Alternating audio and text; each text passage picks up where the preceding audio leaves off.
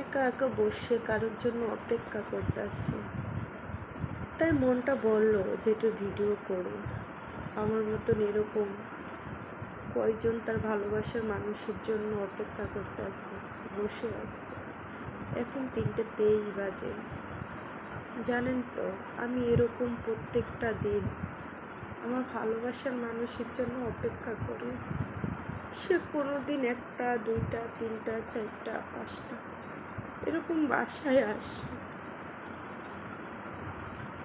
তাকে ফোন দিলে সে বিজি থাকে, বলে আমি বিজি আছি, আমি ফোনে গেমস খেলাইতেছি, এসব কথা বলে। তাকে ভিডিও কল দিলেও সে ধরে, কিন্তু সে আমাকে বোঝে না। আমি যে তার জন্য অপেক্ষা করি, আমি যে তার জন্য সে একটু দেরি করে আসলে আমার অনেক কান্না পায়, অনেক কান্না করি, সে সেটা বোঝে না। আমি তাকে বুঝাতে পারি না যে আমি তাকে কতটা ভালোবাসি। আমি এভাবেই তার জন্য প্রত্যেকটা দিন অপেক্ষা করি।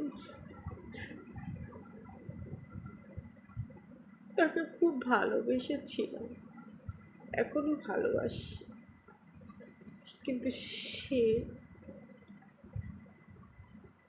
ভালোবাসার মূল্য দিতেই পারে না। আমি তাকে কখনো বোঝাইতেই পারি না যে আমি তাকে অনেক ভালোবাসি। জানেন তো, আমার খুব খারাপ লাগে।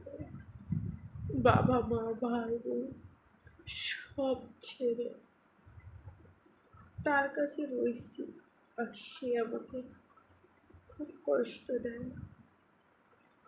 আমার একটা ছেলে আসছে, 8 বছর বয়স, মাদ্রাসায় পড়ে।